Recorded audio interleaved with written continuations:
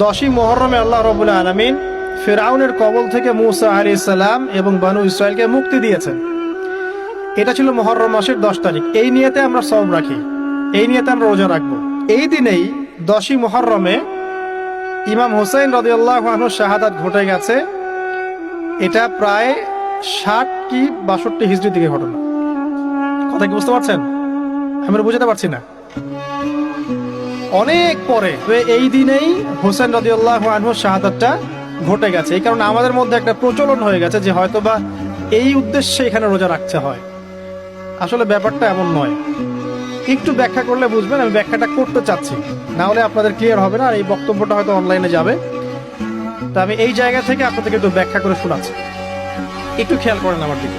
রাসূল সাল্লাল্লাহু আলাইহি ওয়াসাল্লামের ইন্তেকালের পর খলিফা হন আবু বকর সিদ্দিক রাদিয়াল্লাহু আনহু, তারপরে ওমর রাদিয়াল্লাহু আনহু, তারপরে উসমান রাদিয়াল্লাহু আনহু। এই উসমান রাদিয়াল্লাহু আনহুর এই সময় থেকে শেষের দিকে একটা সমস্যা সৃষ্টি হয়েছে। কি সমস্যা?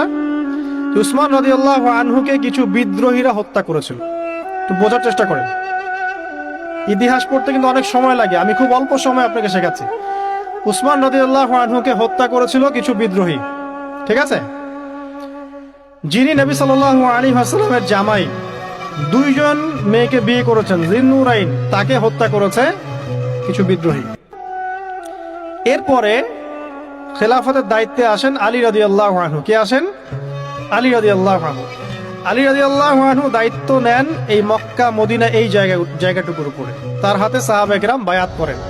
কিন্তু ওই দিক বলতে বোঝাচ্ছি সিরিয়া, শামের দিকে, সেদিকের গভর্নর ছিলেন মুয়াবিয়া রাদিয়াল্লাহু আনহু। কি নাম? মুয়াবিয়া রাদিয়াল্লাহু আনহু। তিনিও কিন্তু একজন বড় মাপের সাহাবী, ঠিক আছে? তো মুয়াবিয়া রাদিয়াল্লাহু আনহু সেখানে নিজে সেখানকার খেলাফতের দাবি করেন। আলী রাদিয়াল্লাহু আনহু হাতে বায়াত তিনি করেননি। আলী রাদিয়াল্লাহু আনহুকে বারবার একটা বিষয়ের চাপ দেওয়া হচ্ছিল যে উসমান রাদিয়াল্লাহু আনহু শাহাদাতের আগে বিচার করতে হবে, হত্যাকারীর বিচার করতে হবে। তো এখানে একটা দ্বন্দ্ব, মানে একটা পলিটিক্যাল দ্বন্দ্ব সৃষ্টি হলো। ওইদিকে মুয়াবিয়া রাদিয়াল্লাহু আনহু তিনি খেলাফতের দাবিদার হয়ে উঠলেন, এদিকে সাহাবায়ে কেরাম সহ অনেকেই আলী রাদিয়াল্লাহু আনহুর কাছে বায়াত করলেন। তো এর ফলশ্রুতিতে দেখা যায় আলী রাদিয়াল্লাহু আনহু তার রাজধানীটাকে কুফায় নিয়ে যান, ইরাকের কুফায়।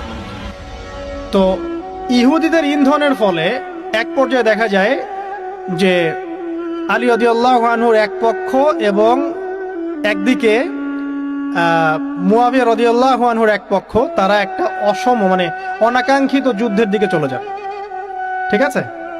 এই যুদ্ধটাকে বলা হয় সিফফিনের যুদ্ধ। কিসের যুদ্ধ? সিফফিনের যুদ্ধ। এটা সংঘটিত হয়েছে 37 হিজরিতে। কত হিজরি? 37। এর আগের বছর আবার উটের যুদ্ধ হয়েছে, জঙ্গে জামাল। তার পরের বছর এই সিফফিনের যুদ্ধ। সিফফিনের যুদ্ধে আলী রাদিয়াল্লাহু আনহু বিজয় লাভ করেই ফেলেছিলেন। এই সময় মুয়াবিয়া রাদিয়াল্লাহু আনহুর দলের মধ্যে আমর ইবনে আস রাদিয়াল্লাহু আনহু তিনি বলছেন যে কোরআন ফয়সালা করবে। কোরআন ফয়সালা করবে, এটাকে কেন্দ্র করে একটা তৃতীয় পক্ষ নির্ধারণ করা হয়, যেটাকে আমরা সালেস বলি। মুয়াবিয়া রাদিয়াল্লাহু আনহুর পক্ষে একজন, তার নাম আমর ইবনে আস রাদিয়াল্লাহু আনহু, এবং আলী রাদিয়াল্লাহু আনহুর পক্ষে একজন, তার নাম হচ্ছে আবু মুসা আশআরী রাদিয়াল্লাহু আনহু। তারা গিয়ে একটা তৃতীয় পক্ষ করে মীমাংসা করতে যাচ্ছেন যে আমরা কেউ যুদ্ধ চাই না, আমরা ভাই ভাই, আমরা সবাই মুসলিম উম্মার ঐক্যের খাতিরে এখানে একটা সলিউশনে আসবো। তো সলিউশনে একটা আশা হচ্ছিল যে ঠিক আছে, উভয়েই পদত্যাগ করবে, নতুন খলিফা নেওয়া হবে, ঠিক আছে? তো এরকম একটা কথা চলছিল। কিন্তু মুয়াবিয়া রাদিয়াল্লাহু আনহু তিনি তার যে মানে দাবি, এটা ছাড়তে চাচ্ছেন না।